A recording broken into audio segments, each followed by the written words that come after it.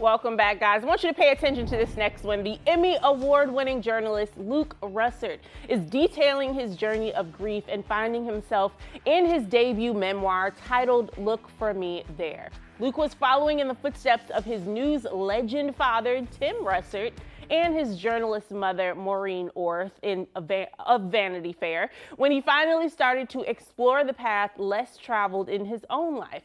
I sat down for an interview with Luke the other day, so check it out. Luke, thank you so much for being here. Thank you so much for having me. No problem. You got to tell me about this book. Yeah, so I worked at NBC News after my father passed away, threw myself into the hard work because I thought it was a great cure for misery, and covered Capitol Hill, and for many years really liked it. I'd gotten some good accolades, gotten a good position, but then I turned 30 years old and I felt the light at the end of the tunnel more so than I think most kids, because I lost dad at 58 and I kind of felt unfulfilled. I didn't know who I was independent of the job or independent of my last name. So I made a reset and I decided to start traveling. It was only supposed to be about 6 months to a year.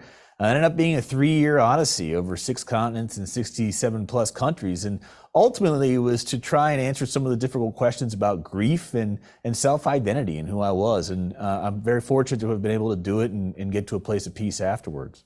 Wow. What did you learn out of, all of your travels and adventures during that 3 years?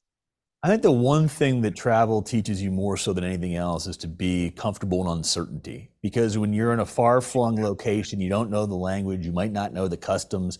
Most importantly, you're just trying to get by. And once you get by, you open up your own world. And what I mean by that is you grow more confident. You can go, hey, you can throw me in any situation, I'm going to be okay.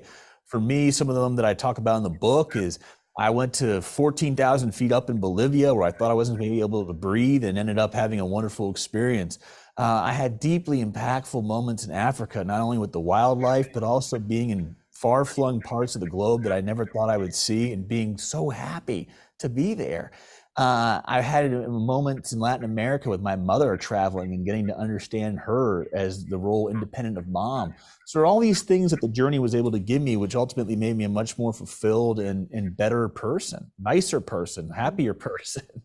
How did you find happiness in all of that? Because I can only imagine trying to navigate grief and putting yourself in maybe sometimes difficult situations where you don't understand the culture, but yet you still found happiness in those little pockets of your travels. How did you do that? So the lessons I learned while traveling, which really opened me up, because most of the travel was solo. And so I'd have long periods of time when I would write things in a journal about things that I was feeling. And it was really the first time in my life that I opened up to myself. And once I started opening up to myself and the travel brought that on, where there was inspiration drawn from places or different cultures or even spirituality, learning about different religions and how different faiths interpret things, that I was able to start processing grief of losing dad.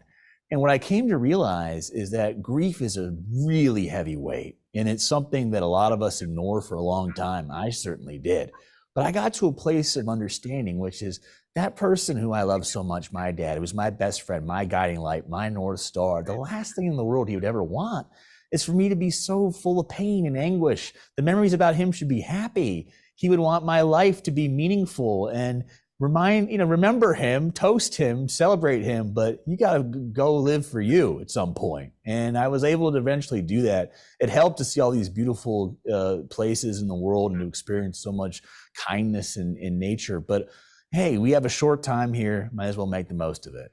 That's so true. Luke, I have to thank you so much for being here. I really appreciate this interview. It was so wonderful, and I'm pushing everyone to get out and get a copy of your book today.